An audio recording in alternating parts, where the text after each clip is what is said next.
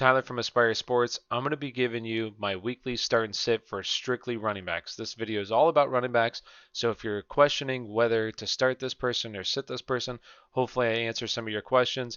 And if I don't, and you have some more questions as to start this guy or this guy, leave in the comments below. We'll answer any questions you have. Also, if you disagree with me, that's totally fine. This is just my research, the research that I've done over the past couple of days, figuring out who my favorite guys are. So maybe you disagree. Go ahead, leave that in the comments below as well. With that being said, let's go ahead and get into it. So I'm going to be alternating here. I'm going to do a start and then a sit. So first one is going to be Mike Davis. Yes, I've seen a lot of people on Twitter saying, I don't know if I should start Mike Davis this week. I'm not sure. Yes, I believe Mike Davis is a really good start this week. Last week he played Tampa Bay. Tampa Bay is one of the toughest defenses against the run. This week he gets Detroit, who are actually one of the friendliest. They're giving up the most fantasy points to the running back position this week. I expect them to see a lot of work in this one, and I think he scores a touchdown as well. Honestly, I think he's a top 10 play, especially in PPR leagues. I think he rebounds this week, so he's a start for me this week. And let's get into the next one here, and that's going to be basically all the Chiefs running backs.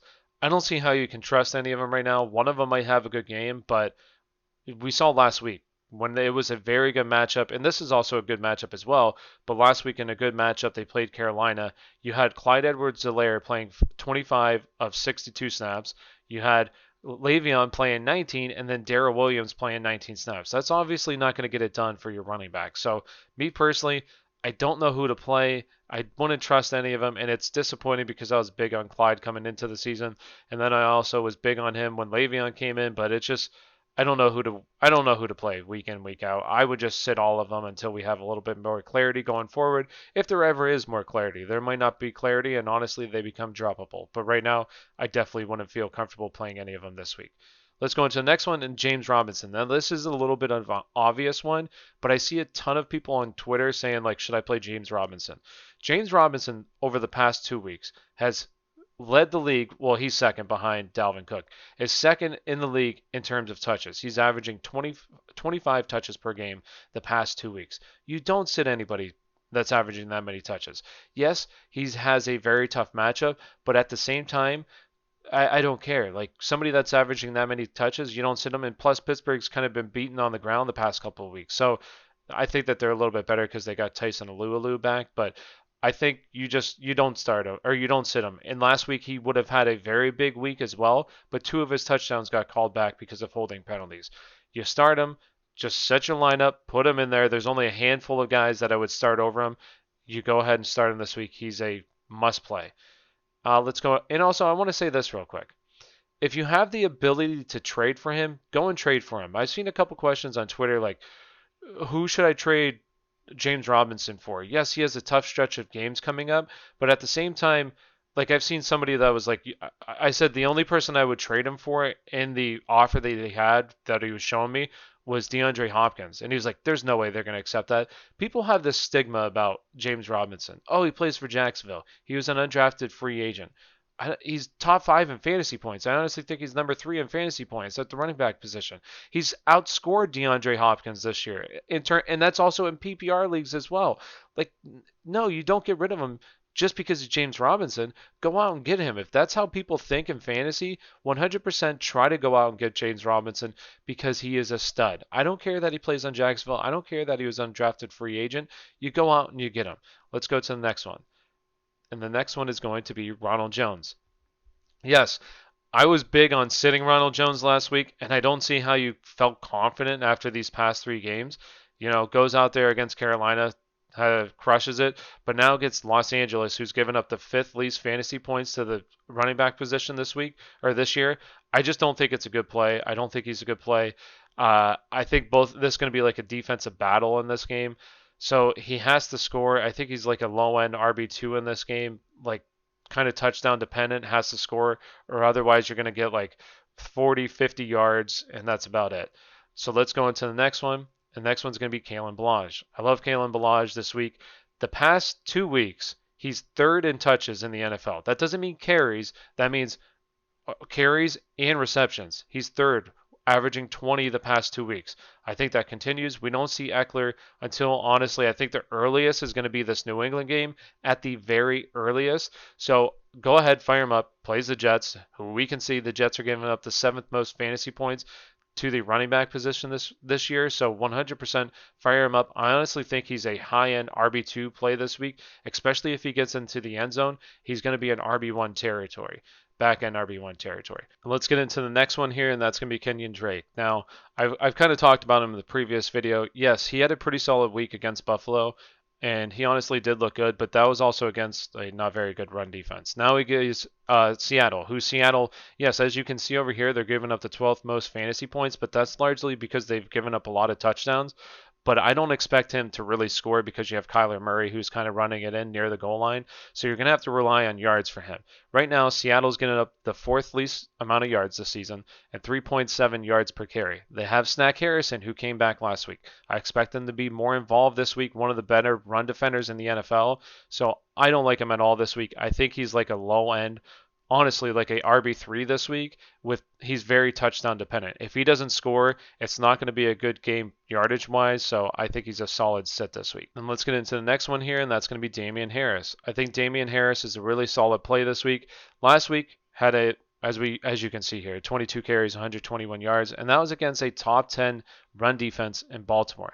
Now this week gets the league's worst run defense. That's given up over 1,500 yards on the season this year. 1,500 yards. And Patriots are actually a pretty solid run team as well. Their offensive line is built to run the ball. So now you have the league's worst run defense. Damien Harris, he looked really good last week. I think he's an absolute smash play. I honestly think he's like borderline top 20. The only reason why I don't feel like completely comfortable is because you have Cam Newton, who might hog some touchdown runs near the goal line, steal some touchdown runs from him. So that's not good. And also he doesn't really see that he doesn't catch the ball. So it's kind of limiting his upside a little bit. But at the same time, this is somebody who is a very good running back, very good at running the football, and a really good opportunity here against the league's worst run defense. So I think it's a solid start this week. I'd play him over like Kenyan Drake for sure. Next one, Melvin Gordon. This is just basically all the Denver running backs all together.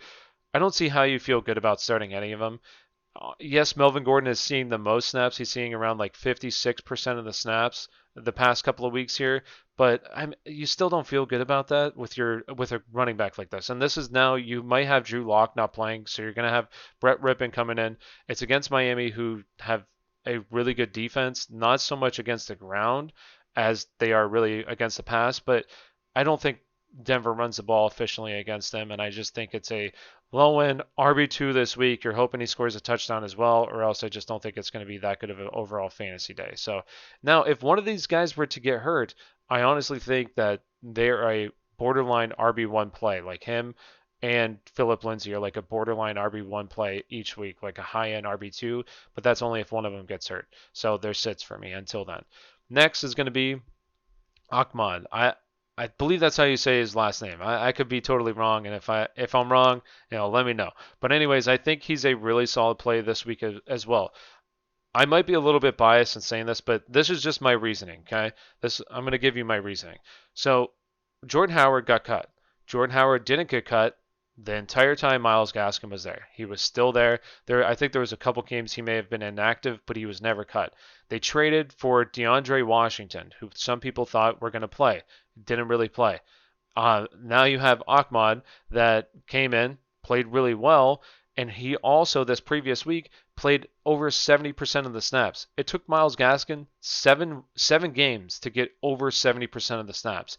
So that tells me that they obviously really like this kid. They trust him. So in this game against Denver, it's not the best matchup, but somebody who's going to probably see a lot of touches. I don't know how involved Breida will be, but I believe in him. I think they truly believe in his talent as well. So this is somebody that even when Myles Gaskin comes back, I'm a little concerned because this is somebody that I think they really like. So just keep that in the back of your mind if you're a Myles Gaskin owner. I would definitely try to see if you could sell him right now because this kid looked pretty good. So I would 100% start him over like Kenyan Drake as well. I think he's a solid RB2 this week. So go ahead and start him in your lineup. Next one is going to be Todd Gurley. I think he's a solid sit this week. And this is why, okay? Look at these games here. Look at these games. Since week 6, he's been averaging 2.5 yards per carry. 2.5 yards per carry. Maybe a good defenses, right? Minnesota was allowing on the season, they're allowing 4.1 yards per carry. You have Detroit allowing 4.7 yards per carry. Carolina averaging 4.8 yards per carry. Denver 4.4 yards per carry. Now he gets New Orleans, who's allowing a league low 3.3 yards per carry. So what do you think is going to happen in this game? I don't expect good usage at all from him, and you're basically praying for a touchdown, because if he doesn't get a touchdown, it's going to be a massive dud this week. I'm thinking like honestly 4 to 5 points unless he scores. Now, I'm not going to say he's like an RB3 because he is getting a decent amount of work around the goal line. Honestly, one of the top backs around the goal line. So hopefully they get around there and then he punches it in. So that's why he's like a back end RB2 for me this week. I'd definitely play him like over Kenyan Drake, but I am a little concerned about this matchup because it's a horrible matchup. And let's get into the next one. That's going to be Alex Collins. Now, this is only if Chris Carson doesn't play. This is only if Chris Carson doesn't play. If Chris Carson plays, then count me out, obviously. But if Carlos Hyde plays, I honestly think he's a better play than Carlos Hyde. This is also only in deeper leagues for sure. But, and this is my reason why.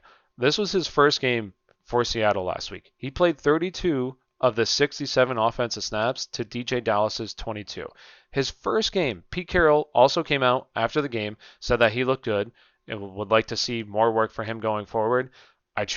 Now Pete Carroll is like the king of coach speech, but I truly do believe him because I think Alex Collins like fits his mold of what he likes in a running back. He's an angry downhill runner. Pete Carroll loves that, and that's what Alex Collins is an angry downhill runner. So honestly, I think he carries value going forward if Chris Carson misses this week against Arizona. So keep your eye on the injury report throughout the week. Honestly, I do think he's a decent play if Chris Carson misses time. So let's go into the next one, and that's going to be J.K. Dobbins, basically all of the Ravens backfield. I hate to say it, but J.K. Dobbins is borderline droppable. I wouldn't drop him just because I'm holding on hope. I'm holding on hope here. But let's be for real, this backfield, it's not good. I don't understand coaches. And now you have, Matt Patricia finally playing DeAndre Swift, which he gives you the best chance to win a football game. Do you think that Mark Ingram, nearly very soon 31-year-old Mark Ingram, is going to give you the best chance to win football games? Hell no. No, he's not. So why aren't you giving him? Also, Gus Edwards is also a pretty good running back as well.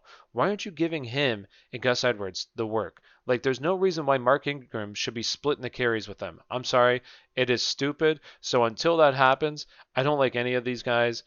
And I honestly don't think it's going to happen for the rest of the season. I think it's just going to continue like this, and it's really unfortunate. Now, they have had some pretty tough games here, and it gets a little bit easier as the season progresses, especially in this stretch here, but you just can't trust them, and it's really unfortunate because I had really high hopes, and him and Gus Edwards look really good as well. So, but for now, they're sits for me. And let's get into the next one here, and that's going to be Nyheim Hines. Now, this is kind of like an obvious choice. I think a lot of people do like him this week, but I will say this: a couple stats. Last week, played 55% of the snaps compared to Taylor's 25 and Wilkins' 20%. If that's going to continue going forward, that's very solid for him. Also, in the red zone and at the goal line, he was the only running back to get any touches. That's also key. That's massive for him. If that continues going forward, he is like a top 20 play, especially in PPR leagues every week. Because if that continues, look at the schedule here. It is a cupcake of a schedule, a massive cupcake of a schedule going forward. Right now, Green Bay's giving up the third most points to the running back position on the year. So 100% he's a really good play as long as those snap totals continue to move forward and his touches in the red zone goal line area continue. He's a very, very solid week in, week out play. And the last one here, the last set is basically all the Rams running backs. I wouldn't trust any of them. You get Tampa Bay, who Tampa Bay is one of the league's leading rush defenses. They're tied with New Orleans, only allowing 3.3 yards per carry. They allowed league low 0.85 yards before contact. That's the league's lowest right now in the NFL against the run. This is a brutal matchup. You're going to have to hope for one of these guys to score a touchdown. Which one's going to score a touchdown? Malcolm Brown, Darrell Henderson, maybe Cam Akers gets more work. I don't like any of them.